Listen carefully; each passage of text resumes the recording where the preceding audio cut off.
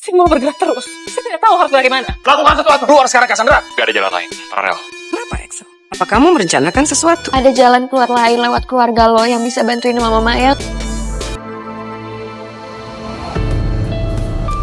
Hello guys, sempat ya terjadi momen yang benar-benar menegangkan saat Harry dan Kak Lena mencoba membuka arsip The Quiet Ledger. Disaksikan langsung oleh Daniel, Ares, Oliver, dan juga Kenneth Starling. Meskipun Devon udah berhasil memberikan kode yang ia hafal dari tato di punggung Haruna dengan sempurna, namun masalahnya nggak sesederhana itu. Karena mendiang orang tua Harry memang sengaja merancang arsip tersebut dalam sistem keamanan yang luar biasa rumit. Kode tato yang ada di tubuh putri bungsu mereka ternyata hanya berfungsi untuk membuka gerbang pertama. Setelah itu masih ada beberapa lapisan, pintu, dan jalur keamanan lain yang harus dilewati. Bahkan isi utama arsip hanya bisa diakses langsung melalui ruang sistem di rumah Alferic. Maka ketika Harry memasukkan kode-kode tersebut, seluruh sistem yang siap dibuka langsung terhubung ke ruangan sistem Alferic. Sebuah simbol identitas muncul di tengah ruangan, logo milik The Architect of Silence. Semua monitor komputer menyala sendiri dan mulai melakukan proses loading.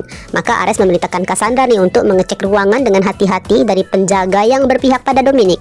Namun saat semuanya berjalan lancar, justru identitas Cassandra Alferic dimasukkan untuk verifikasi, suasana langsung berubah mencekam. Layar mendadak menampilkan tulisan merah menyala, alarm bahaya berbunyi keras. Bagusnya ya, cuma terdengar dalam ruangan yang kedap suara dari luar. Sistem membaca adanya upaya pembobolan. Yang lebih mengerikan, jika proses dianggap gagal, seluruh data dalam arsip bisa terhapus otomatis hanya dalam waktu 1 menit. Entahlah ya apa yang ada dalam pikiran mendiang orang tua Harry saat menciptakan sistem serumit itu. Orang atau bahkan pewarisnya sendiri yang bisa membuka sistem yang benar-benar membutuhkan data itu justru dibuat kesulitan mengaksesnya. Sementara kesalahan sekecil apapun bisa menjadi keuntungan besar bagi Dominic, karena jika data itu terhapus maka seluruh bukti kejahatannya ikut lenyap tanpa jejak. Ketegangan semakin memuncak ketika hitungan waktu terus berjalan. Detik demi detik terasa begitu mahal. Akhirnya demi menyelamatkan isi data, Harry menyerah sementara. Maka Ares langsung memerintahkan Cassandra keluar dari ruangan itu tanpa banyak pertanyaan. Begitu Cassandra melangkah keluar, alarm langsung berhenti. Ruangan kembali hening. Layar komputer yang terhubung dengan perangkat Harry mulai menunjukkan tanda sistem kembali stabil. Proses loading masih berjalan, sementara simbol bahwa The Quiet Ledger telah berhasil dibuka tetap menyala di tengah ruang sistem Alferic. Artinya satu hal, ruangan itu harus dijaga mati-matian dan tugas tersebut jatuh ke tangan Excel. Salfok nih dengan penampilan rambut baru Excel yang lebih pendek, jadi nggak bisa dikuncir seperti biasanya. Namun Excel tetap ganteng dan punya aura juga wibawanya sendiri. Apalagi saat bergerak santai namun cepat, memerintahkan petugas IT menghapus sebagian rekaman yang memperlihatkan pergerakan Tante Cass yang menuju ruang sistem. Bahkan Excel berniat mengganti seluruh petugas IT dengan orang-orang pilihannya sendiri yang dipastikan setia.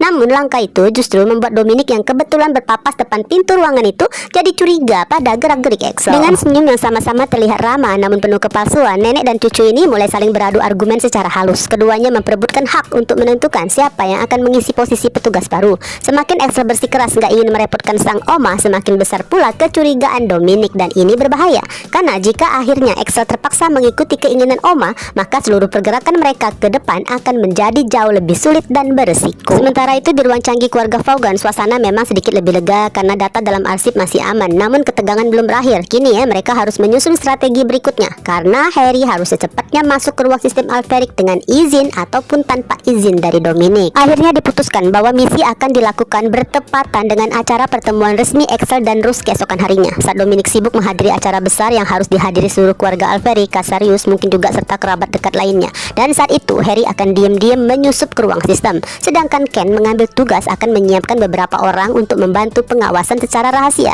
Harusnya ya dari sikap Ken ini mematahkan kecurigaan kita sebelumnya guys sebagai penonton yang sempat berburuk sangka pada ekspresi Ken. Agar rencana berjalan lancar, maka Daniel memutuskan malam itu juga kembali ke posisinya sebagai putra sulung keluarga Alferic yang emang seharusnya membantu tugas Ares selama belasan tahun ini. Jadi Daniel akan membawa dia dan Rose untuk tinggal di sana secara permanen. Pastinya nih guys, nanti Daniel dan dia akan mencari waktu mengurus status rujuk terlebih dahulu, barulah di sana akan tinggal sekamar layaknya suami istri. Khusus malam nanti mereka harus membuat Dominic disibukkan dengan kedatangan mereka hingga Dominic nggak menyadari apa yang sedang terjadi di ruang sistem. Nah yang masih jadi pertanyaan, bagaimana nasib Mohan? Jika malam itu Daniel, dia dan Rose langsung pindah ke rumah Alferic, lalu gimana dengan Mohan? Apakah Mohan juga akan dibawa ke sana dan akhirnya dipertemukan dengan Ares serta Cassandra? Atau justru Mohan harus menunggu sendirian di rumah kontrakan sampai sore esok hari dijemput untuk nantinya diperkenalkan secara resmi dalam acara pertemuan Rus dan Excel. Yang jelas ya, Mohan udah sangat menantikan momen itu, apalagi setelah tahu Rus sama sekali nggak tertekan ataupun terpaksa telah dijodohkan dengan Excel. Bahkan baru pertama kalinya Mohan melihat kakak sepupunya begitu terbuka dan bahagia saat membahas seorang laki-laki. Dengan jujur Rus mengaku merindukan sosok Excel yang selalu baik, perhatian dan memanjakannya. Bersama Excel, Rus merasa bebas menjadi diri sendiri, bisa tertawa, marah, ngambek, bahkan menunjukkan sisi paling jujurnya tanpa takut dihakimi. Mohan sampai heran guys, karena seorang Rose Serafina terlihat nggak pede, bukan soal gen Alpheric, tapi berkaitan dengan karakter atau penampilan yang dikhawatirkan mengecewakan Excel.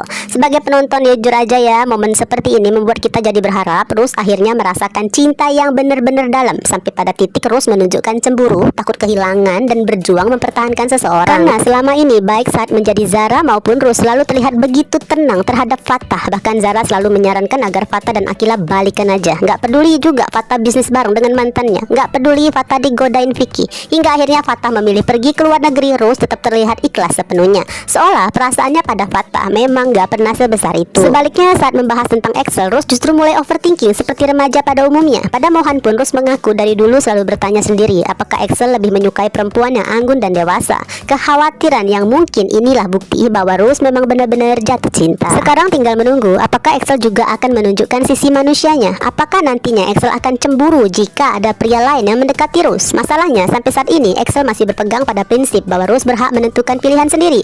Bahkan hal itu pun sudah ditegaskan oleh Excel langsung pada Ken via telepon. Artinya meskipun ada wasiat perjodohan, Kenneth Starling masih memiliki peluang untuk bersaing dengan Excel Lucian.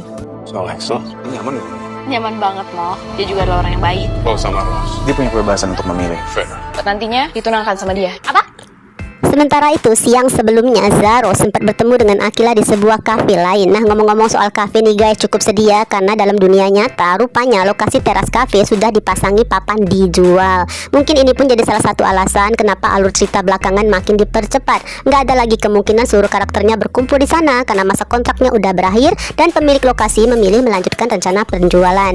Jadi ya semoga aja ya nanti masih ada konsep AGZ New Era dengan lokasi kampus atau tempat nongkrong baru yang lebih segar. Ditunangkan sama dia. Apa?